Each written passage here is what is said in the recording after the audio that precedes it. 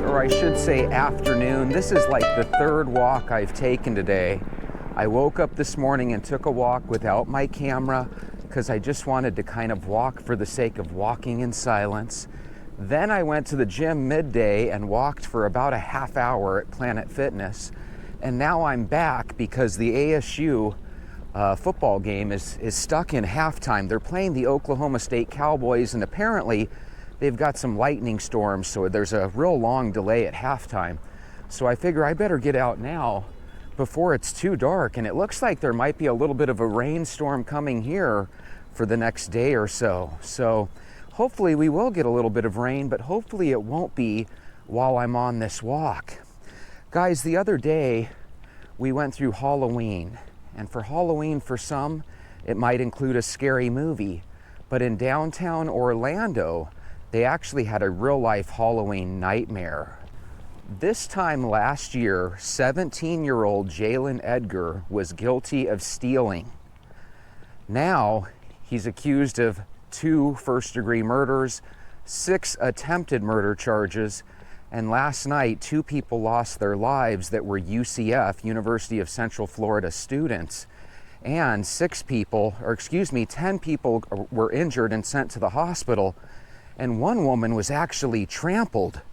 I don't know exactly what trampled means. I know it means that you were stepped on and stuff, but I would imagine if it's big enough where they note it on the news, it means you probably got messed up during that trampling. If you know anybody in your lifetime that has ever been trampled, let me know down below. It sounds like a nightmare. Could you imagine just repeated people sprinting over you by stepping on your back and your face? Oh my goodness, that sounds horrible. So anyway, check this out. Jalen Edgar was walking along with hundreds of fellow Floridians, right, in downtown Orlando. He was only about 10 feet away from a handful of police officers when he literally just pulls a pistol out, turns around blindly, and starts shooting at people. Pretty soon there's chaos. Everybody and their brother is sprinting out of the area, but 10 cops with nerves of steel and courage to overflow your cup ended up running towards the guy and tackling him and taking him down. So all I have to say about those cops is bravo, good job, guys. I hope you guys get a little bit more recognition for your bravery at this time of need, because let's be honest, Halloween should be a time where you should be able to go out with friends and family and not have to worry about these things happening, and it just seems like they're happening all the time. One of Jalen Edgar's victims that he shot, actually the bullet hit him in the head, but it was within 1 centimeter of either going into his head and striking his brain, which would have led to a permanent mental disability for the rest of his life, right? If he would have survived at all. They actually showed him, and he had like a grazed wound going from front to back right over his forehead. He is so lucky to be alive, and because he wants to be an EMT, hopefully in the future he'll be able to help a lot of people that go through similar traumatic circumstance when it comes to their physical well-being. The University of Central Florida, because 2 of their students were the victims that lost their lives in this, they actually made a statement. Their statement was, "Our hearts are heavy with grief as we mourn this tragic, senseless violence." And what better way to describe it? It is tragic, it is totally senseless, and that's what doesn't make sense to me. When the cops spoke later afterwards to the news reporters, they did say that there's a chance that the very first person that Jalen shot at, he might have had a previous relationship or known the guy.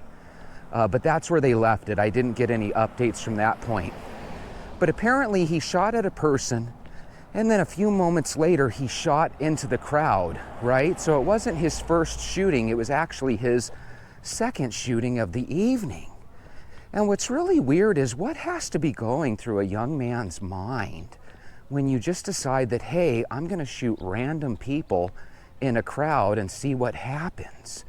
They actually showed video footage of the police officers taking him down. And what was crazy is he was playing dumb as they were taking him down. He was saying, "I don't know what happened. It wasn't me. It wasn't me." And luckily, one of the cops had actually said, "No, I saw you pull the trigger. It was you." So they were able to get him down quick. But here's how evil the human mind is. His first thought was, how can I talk my way out of this? He's the type of human being that if he would have gotten away and if nobody would have known who it was, he sounds like the type of human being that would have went on camera for a newspaper reporter and probably talked about how scared he was. Sometimes there's evil people like that where the first thing on their mind is, how can I talk my way out of this trouble? Wouldn't it be great if we lived in a world where people said, you caught me, throw me in jail and throw away the key. But I don't think that's ever going to happen. So let's talk about this a little while. I'm totally disappointed when I see this. Right now I'm looking at a guy driving 50 miles per hour on our streets. Look at this guy. There we go. There we go. Gotcha.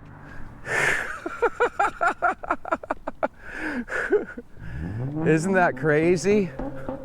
You know, people think it's so fun to go 50 miles down the street, and then you turn a corner and you hurt somebody, and then you wonder why people get upset at this.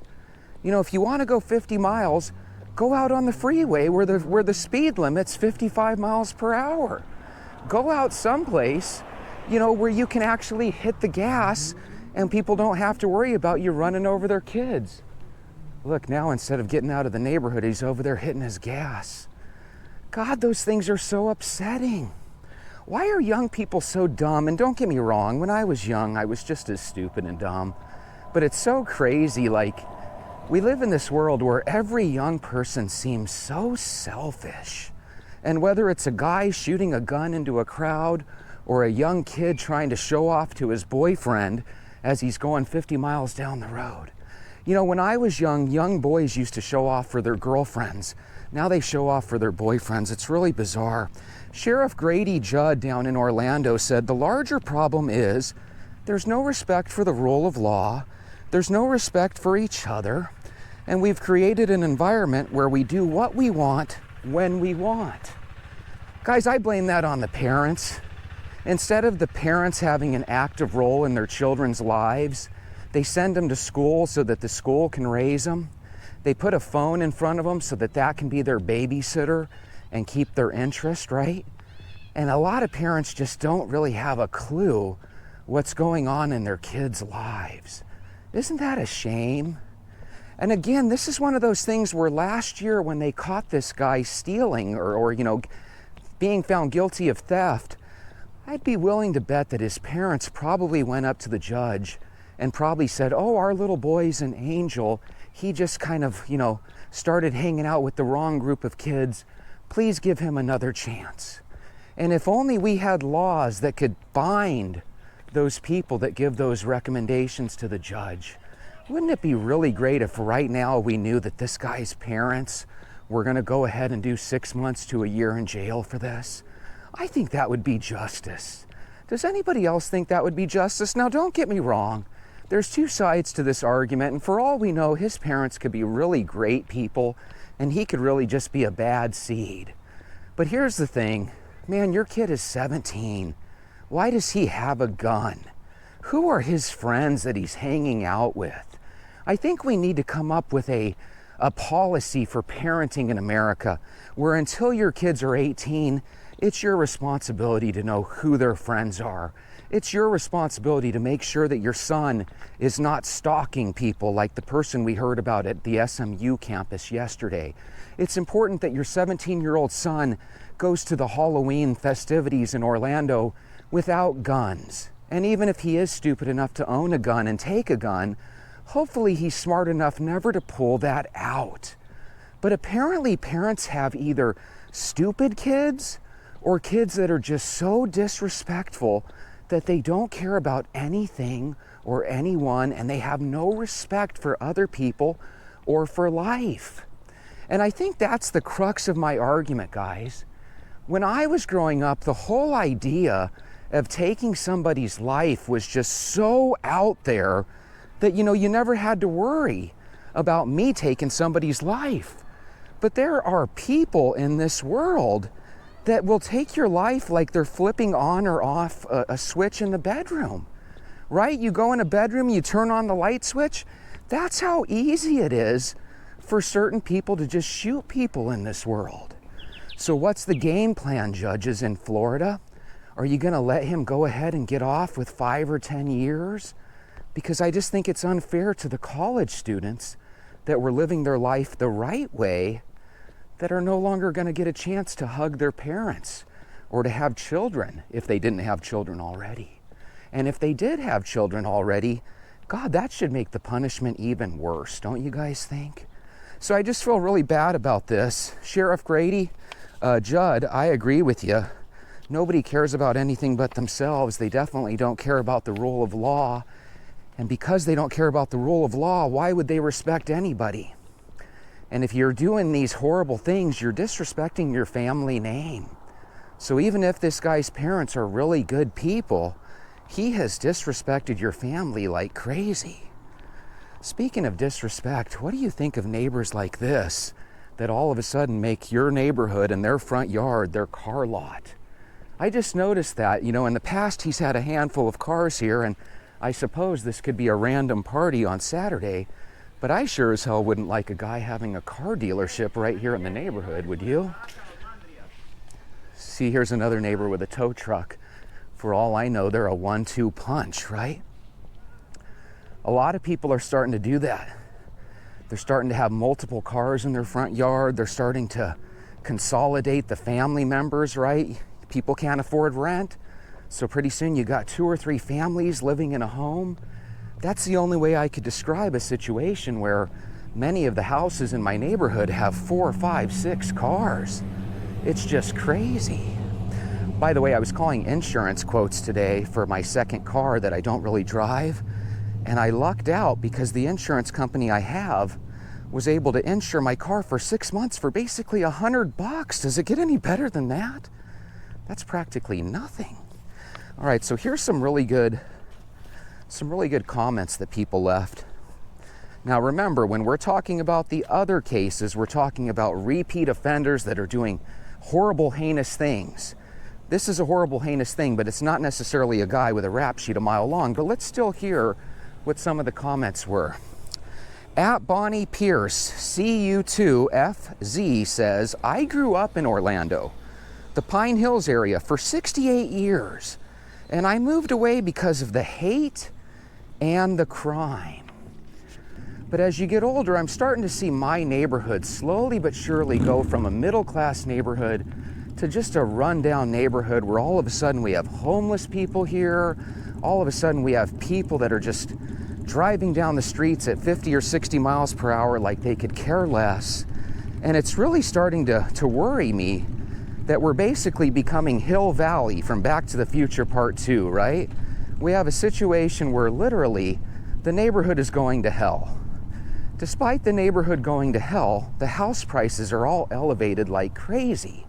So even if you were to sell your home, you can't really upgrade because every house is more and more expensive than you could ever imagine. So you're kind of stuck, or at least a lot of people are.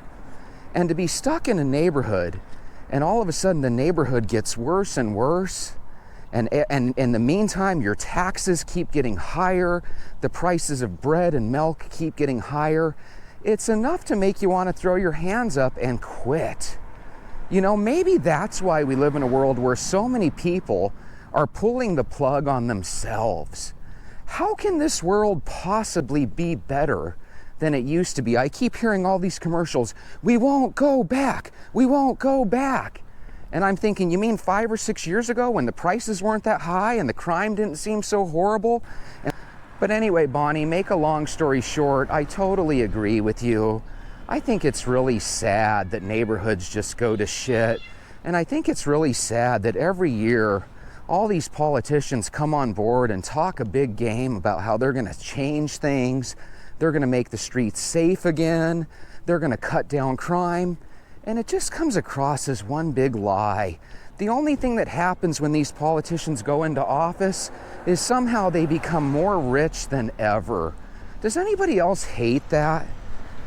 At First Shark B8 says, have the parents come out with his second grade school picture and said what a good boy he was and how they can't believe he did this yet? So First Shark, what I love about your comment is obviously you're being sarcastic. And the only thing that could make you say a comment like this is because you're getting tired of the bullshit too. Guys, these parents, they know in many cases that their kids are out of control. Instead of doing something about it, they probably tell themselves, well, if he doesn't change, the cops are gonna get him. And so what we do is we have ourselves playing a game of Russian roulette because the parents don't have any control. And when they were young and they could have taken control, many of them were out of control themselves. And this goes back to the schools. We need a situation where the kids do not have their cell phone. The kids need to know that if you disturb class, you're committing a crime. And we need to have police that are right there ready to take them to juvenile hall. Why? Because we want to be jerks and we want to hold down communities?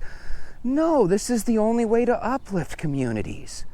It's a shame if you live in one of these poorer neighborhoods and your kids get bullied and the teacher can't do anything about it. The teacher gets bullied and the parents won't do anything about it. The school just passes kids no matter how inept they are at their studies and at the curriculum. It leads to a future that sucks. It really does. And yes, you're exactly right. His parents are going to go in front of the judge. They're going to bust out the elementary school pictures of when their boy was actually innocent, right? Back in third grade, the last year of innocence for some of these kids. And then she's going to proceed to beg that they only give him life in prison because they all know that after 20 years, he'll be back out on the streets. It's really crazy. Oh, by the way, did you guys hear the other day that the gentleman that attacked Nancy Pelosi's husband, he's going away for life in prison without the chance of parole? Isn't it funny how when you attack these elite politicians, shit actually happens? That should really tell you that Nancy Pelosi and her family and the court system, they value Mr. Pelosi more than they do you, me, and Joe Public. That's what makes the politicians so sick, that somehow they get ultra rich and some way, somehow, whenever somebody does them wrong, they get the ultimate punishment. If you agree with me, let me know. If you think I'm full of shit, let me know. There's nothing wrong with disagreeing with me. By the way, I don't know if you guys remember when that thing did happen with Paul Pelosi, Nancy's husband, but I remember it was really weird because it kind of seemed like they knew each other. And the cops are there and they're like, hey, sir, do you want to put that hammer down? And he's all, yeah, I'm going to put it down on Paul Pelosi's face. It's like, what the hell? Here's another thing, though. If you're a cop and you see somebody 3 or 4 feet from another man with a hammer ready to hit him, pull out your damn weapon and take advantage of your training and save the guy before he gets hit in the head with the hammer. Isn't that crazy? You know why that happens? Because every time cops have to do anything and they have to make a split-second decision, they have everybody in the world, instead of them helping them, they pull out their cameras to take video, and then they have every one of us Monday morning quarterbacking these poor police officers when they should be Monday morning quarterbacking these damn judges that keep letting these jerks out on the streets. I think we need to come to reality that every one of these people is in front of a judge that keeps letting them out. God, I just wish we could give an electric shock to a judge every time they fuck up. Just saying, 5970 says, notice while everyone runs away, the cops run toward the shooter to stop him. Thank you. God, I agree with you completely, just saying. Cops are really the closest thing we have to modern day heroes on the regular. The problem is sometimes you meet a cop and they're jerks. But can you blame them? They deal with the worst of the worst, the most ungrateful people. And a lot of times when I've said hi to cops just in passing in public, a lot of them are kind of jerkish and standoffish. But again, if you had to deal with people in the public that are constantly against you, and then criminals that, you know, their wives or their boyfriends call you out to the property and then they give you crap when you get there, it's just like you're in a really lose-lose situation if you were a police officer, and it's going to end up costing us because pretty soon they're going to have to offer six-figure salaries just to get people to want to become cops. So that's my question to you. Do you think you would get off the couch and become a police officer if it started off at $100K a year? I bet we'd have a lot of people doing it. Bun Barrier, I like that name, says charge as an adult. God, that should be a no-brainer, right? If you're 17 years old, you should be charged as an adult. I would even make the argument that if you're 14 or 15, you should. DJack568 says, why do they keep letting these criminals out of jail? This guy is on bail. He should never have been let out of jail. God, I normally would agree with you, D-Jack, but again, if it happened the year before, and it was one of those things where it was just petty theft, you know, some offenses aren't necessarily big enough where you can keep people behind bars all the time. But at the same time, let me give you another scenario. Let's say this guy pulls out a gun, shoots in the crowd, but nobody gets hit and nobody officially gets hurt. I still think the guy should go to jail for a long time, because when you're shooting blindly into a crowd, you don't necessarily care who you're hitting. You're just trying to hit somebody. Whether you're actually successful at it or not, you should go to jail for a long time. And I'm telling you, what we need to start doing is we need to start having the parents, when you ask the judge for forgiveness for your son or for a light sentence, you should have to put your freedom on the line.